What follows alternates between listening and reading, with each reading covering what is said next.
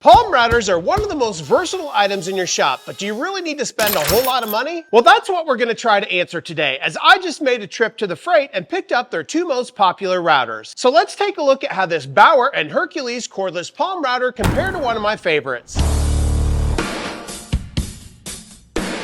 So I've picked up quite a few of these bad boys over the years, and frankly, the results have been mixed. And for years, I've been under the impression that you need a cord attached to your router to get good results, but my opinion completely changed with my latest addition. And that's because I put that router to the test, blazing through a ton of hickory all in one sitting, and I've used it on a variety of different projects. And it's because of the results of that router that it's made me reconsider a lot of other routers that are also cordless versions. And since I just recently dove down every single aisle at Harbor Freight, I thought I'd give these two a try.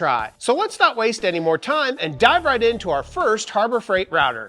This is the Bauer variable speed palm router. Let's give it a look. You know, I thought Bauer only made hockey equipment, which reminds me, you know what the difference between a hockey player and my ex was? A hockey player showers after 3 periods. So if you're buying anything at Harbor Freight, you're obviously concerned about the price, and this one doesn't break the bank at under 60 bucks, which is just over a third of the price of one of my favorites, which is the DeWalt, coming in at about 155 bucks. But let's take a look at this Bauer router, get it out of the box, and see what it's all about. So inside the box, there's not a whole lot here, which is kind of nice because honestly, a lot of these accessories tend to get lost. There really are only 3 accessories, including a fence to reference the edge of your material, a dust collection chute, as well as a wrench. And you'll obviously get the router itself, which honestly feels a little bit higher quality than what I was expecting. But let's dive in a little bit deeper with that router and take a look at some of its features. Since this is a palm router, we need to talk about the size of this thing, and this thing measures up at 8 inches tall, just like many other routers. But obviously, any battery you add to this thing is going to increase its height by an inch or 2. Now let's take a look at some of the physical features of this tool to get a better idea of how it works. One of the first things that I noticed about this tool was the white sticker that's right on top of the on and off button. Now I'm sure this is for safety reasons, but it initially concerns me a bit, as I'm not quite sure I want to wait 3 seconds to get this thing turned on. So let's slide a battery into the top of this tool and see what it feels like. With our battery installed, we can depress the on button, and you will indeed see it takes 3 seconds to get this router started, which is a design feature I'm not quite sure about, but luckily that off button works on command. If we look right above that on and off button, you're going to find the variable speed adjustment, and this goes from 1 to 6. And with the router turned on, we can hear the speed of that router ratchet up when we go from its lowest setting of 1 all the way up to its highest setting of 6, which is its highest RPM at 30,000. Now let's take a look at the base of the router, as this one's pretty small, especially when we compare it to others. Instead of a 4-inch base like many of my other routers, this one's only at 3.5, which may cause some stability issues. And that 3.5 inches is only one dimension, as the other width is only at 3.25. But I do like the fact that this has got a rectangular base versus a round one, which is what many of my other palm routers have. If we look on the side of the base, you're going to find a little black knob, and this is used to attach the fence directly to the router. Simply loosen that knob by twisting it to the left, slide the fence right underneath the knob, and then tighten it down by twisting that knob to the right. Then it's just a matter of taking the wing nut that's on the underside of the fence and adjusting it to the width that you want to cut from the side of your material. Then by placing your fence right up against your workpiece, you can create a consistent dado that's equidistant from the side. And having a fence like this right out of the box is really something that's pretty nice, as a lot of routers don't come with this fence included. Now let's take a look at that other accessory, which is the dust collection hose or chip guard. This quickly and easily slides right over the window of the router and simply snaps into place. Then it's just a matter of attaching your dust collector, and all those chips go right into your vacuum. Now that we understand the base of this tool, let's take a look at the collar of the router, as this is actually pretty nice. This collar has got a very comfortable rubber grip, which just gives you a lot more control as you go to do your routing. As many of the routers I've dealt with have a metal one, which is just a little bit less comfortable and secure. Now let's talk about how we add a router bit to this tool, and it really is just like any other router. The easiest way to exchange your bits is to remove the router from the collar. This involves a 2-step process. The first thing that we want to do is to open the latch on the side. Once that latch is open, we can depress the tab on the top to remove the router. With the router now removed, we want to take a look at the side of the collet. This is where you're going to find a little black button. This is the collet lock. Simply take your router bit, slide it into the collet, and with the collet lock depressed, you can hand tighten it down. Then to fully secure the router bit, you'll simply take the included wrench and with the collet lock depressed, you'll tighten it all the way. Then with that top tab depressed, you'll simply slide that router into the collar and then latch it down. And just like that, you're ready to begin your routing. Now let's talk about how we make adjustments to the depth of the router. To understand this, we not only need to use that latch that's on the side of the collar, but also a rotating dial that's on the top of the router. With the latch on the collar opened up, we can either rotate that dial left or right depending on whether or not we want to raise or lower that bit. And there's even a scale on the side of the router to show you how much incremental change you've made with that bit. And once you have the depth you want, you simply flip that latch into its locked position and you're ready to move on with your project. So as you can see, micro adjustments are pretty easy to do with such an affordable tool. But let's flip this tool on its side to see one of the last remaining features of this item. And that is two very bright LED lights that are instantly turned on as soon as you press that on button, and you don't have to wait the 3 seconds. And after playing around with this tool for a bit, I don't think that pause is a full 3 seconds. I would say it's closer to 1 or 2 seconds. But either way, I'll have to say I'm pleasantly surprised with this first router pickup from Harbor Freight, which is the Bauer one. But I want to see how this Bauer one compares to some of their higher end ones. Let's give our next router a look. Before we do that, however, do me a huge favor, hit that subscribe button, leave a like, leave a comment, and share this video. It truly does help out this woodworking channel. Also, if you haven't checked out my website already, go to FlynnDoggWoodwork.com where you can get access to all sorts of fun woodworking accessories, and I've just released some new models of shirts. And just like always, I'll be sure to leave links to all the tools we take a look at today in the description below so that you can go check them out for yourself. And if you'd like to support this channel even further, check out my channel memberships where you can get early access to all my videos as well as one member video a week. Now let's get back to those Harbor Freight tools. This is the Hercules 20-volt compact palm router. Let's see what this is all about. You know, my favorite character in Greek mythology was Hercules, but you know what the sexiest woman was? Yeah, it was Medusa. She could get guys rock hard with just one look.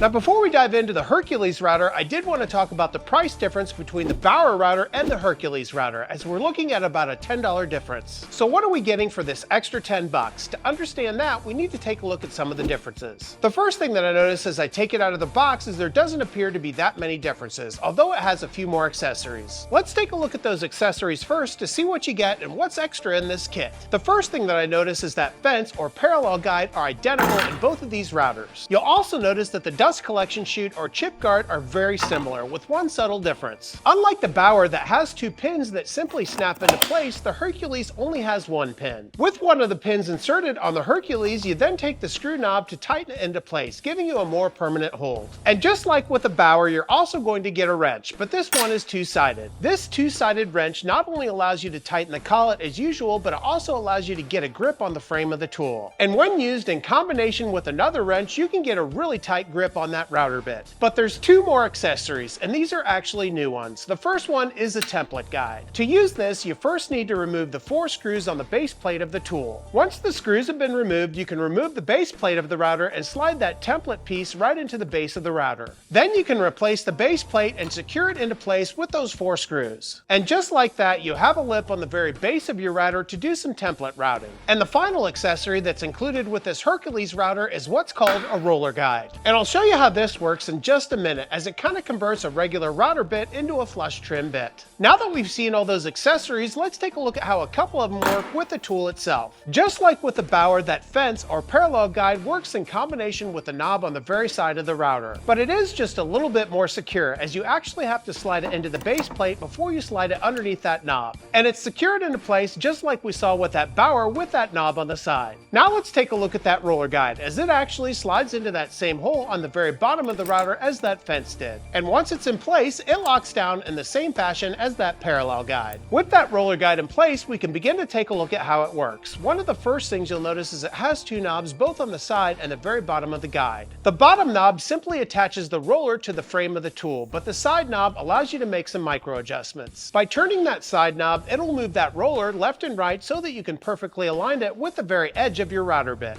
Once you've made those micro adjustments, you can then use that roller similar to the same fashion that you would use a bearing with a flush trim bit, allowing you to quickly and easily flush up two pieces of material without a flush trim bit. So a pretty cool little accessory that I honestly hadn't seen before. Now that we understand all of the accessories of the Hercules router, let's dive into some of the similarities and differences between these two routers. The first thing you'll notice is the size. These things are exactly the same at 8 inches tall. Let's move on to the foot of the tool, where you're going to notice there's a considerable difference. You'll notice right away that the Hercules router has a horseshoe shape, which is very similar to the DeWalt version. Not only that, but it's a heck of a lot bigger than that Bauer, coming in at 4 inches wide by 4.5 inches deep. If we look at the collar of both routers, you'll notice that they both have that same rubber coating, which is just a heck of a lot more comfortable and gives you a lot more control. And if we look at the side of both collars, you'll notice they both have that same locking latch as well as that adjustment tab. And you remove the Hercules router from the collar in the same fashion that you did that Bauer. Both routers also have a very similar system for micro adjustments for the depth of the router bit. The Hercules also has a rotating dial that you can either move left or right depending on whether or not you want to raise or lower your bit. The only difference between the Hercules and the Bauer is that the Hercules is just a little bit more proud of the tool. If we look on the side of the router, you're going to notice a scale. This will give you the incremental change of how much you moved your router bit. However, this one's just a little bit harder to read. If we look on the side of the router, you're once again going to find the on and off switch. And just like that Bauer, this thing's got a 3-second delay from the time you press that on button until the motor starts. If we turn this router on and look directly above that on and off switch, you're going to find the variable speed settings. And this goes from 1 to 6, with 1 being the slowest and 6 once again being the highest at 30,000 RPM. But what's the difference between the routers themselves? To understand that, we need to remove the router from its collar. And here you'll start to notice some of the higher quality of the Hercules, as the Hercules has a cast aluminum outer casing while that Bauer only had a plastic casing. But on the inside of these routers, I don't think you're going to notice as many differences, as both of these have brushless motors and they should be able to tackle most of your projects. Finally, if we flip the Hercules on its side, you'll once again notice that there's two bright LED lights to light your way as you're going to do your projects. So as you can see, there's some very subtle differences between these two routers, but that's kind of expected given the price difference of only $10. But that's not exactly true, as both of these routers run on two different battery systems, which leads me into the last item I picked up when I bought these routers. Here we have a set of both the Hercules and a Bauer 2-amp-hour battery. I still think Bauer's a hockey company. Speaking of which, what's the difference between a styrofoam hockey puck and beastie? Well, one's a phony puck.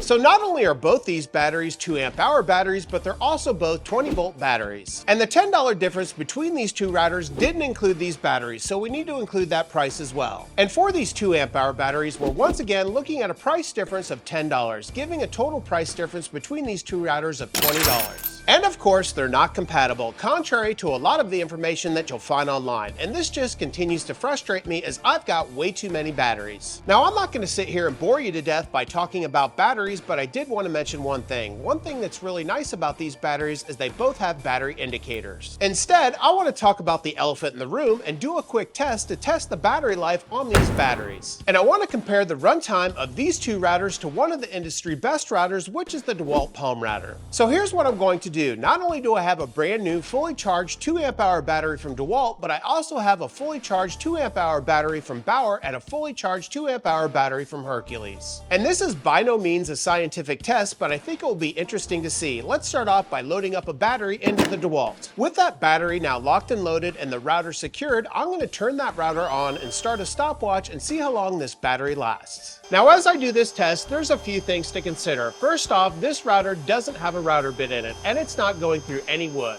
But given that I'll be doing the exact same thing for all three routers, it really shouldn't make that much of a difference. So I guess this gives me a little bit of time to work on the computer. And this initial test went on for quite some time, but the router did indeed stop right at about 15 minutes exactly. And I'm guessing if you consistently use this thing on wood like pine, you would probably get about 7 to 10 minutes of actual work time. And if you're interested in this router specifically, I tested it out a little bit further in this video right here, where I consistently went through Hickory with a 5-amp-hour battery and I got about 21 minutes out of it. But let's see how this DeWalt runtime on a 2-amp-hour battery of about 15 minutes compares to the Bauer. Let's put a battery into the Bauer and see what happens. Now, I think this will be pretty interesting to see, as I have no experience with any cordless Bauer tools. And one of my first impressions after turning the Bauer on is this thing is a heck of a lot louder than that DeWalt. But if this thing can get any significant runtime, I'll be pretty pleased. Well, that's actually kind of surprising, as the battery unit got 2 minutes and 20 seconds longer than that DeWalt unit. However, I have to remind you, this is not a scientific test. One of the things I noticed with that Bauer is as the battery got lower and lower, you could hear the rotation speed getting slower and slower. So I'm guessing if I were to apply that Bauer to wood in the last minute or so, it would probably stall. But we've got one more 2 amp hour battery to test. Let's see how that Hercules does.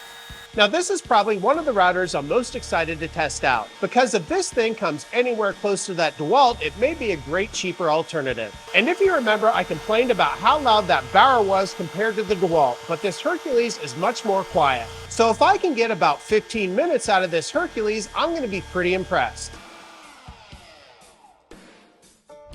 Well, I don't know about you, but that's pretty impressive. Well over 5 minutes of extra runtime with the Hercules battery versus the DeWalt battery. And I could hear the audible rotation of the router maintaining its consistent speed until about the last minute, which is a real eye-opener for me, as those DeWalt batteries go for about $100 a piece while the Hercules is only $45. Well, I don't know about you, but this has been a heck of a lot of fun to check out this Bauer and Hercules router, as well as test the battery life on both of the batteries for those tools. And this is really made me want to further my investigation on Harbor Freight cordless tools, as I've been passing these up for years. Well, I really appreciate you joining me today, and if you haven't already, do me a huge favor, hit that subscribe button, leave a like, leave a comment, and share this video. It truly does help out this woodworking channel. And if you haven't given my website a look, go to FlynnDoggWoodwork.com, where you can get access to all sorts of fun woodworking accessories, like all the t-shirts that I wear in my videos, and I've just released some new models of shirts. And if any of the tools we took a look at today interest you, I'll be sure to leave links in the description below so that you can go check them out for yourself. And finally, if you'd like to support the channel even further, check out my channel memberships, where you can get early access to all my videos as well as one member video a week. Until next time, take care as always.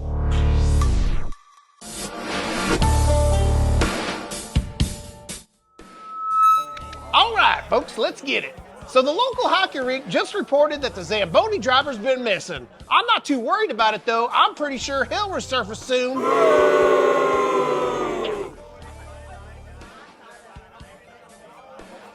Let's try this one. So when I played hockey, they used to call me the Titanic. Yeah, I looked pretty good until I hit the ice. I wasn't that good. Last one for you. Say this hockey team 5 times fast. The Blackhawks.